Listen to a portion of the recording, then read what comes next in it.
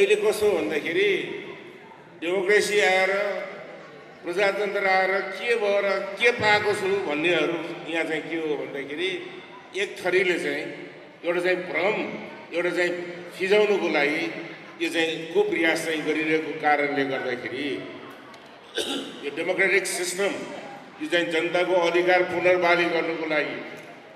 धनबहादुरजी जस्तै हाम्रो चाहिँ हजारौं यो चाहिँ नेपाली वीर सपुतहरूको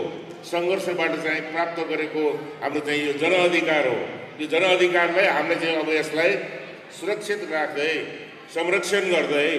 अझ हामीहरूले चाहिँ हाम्रो चाहिँ देश विकासको कार्यलाई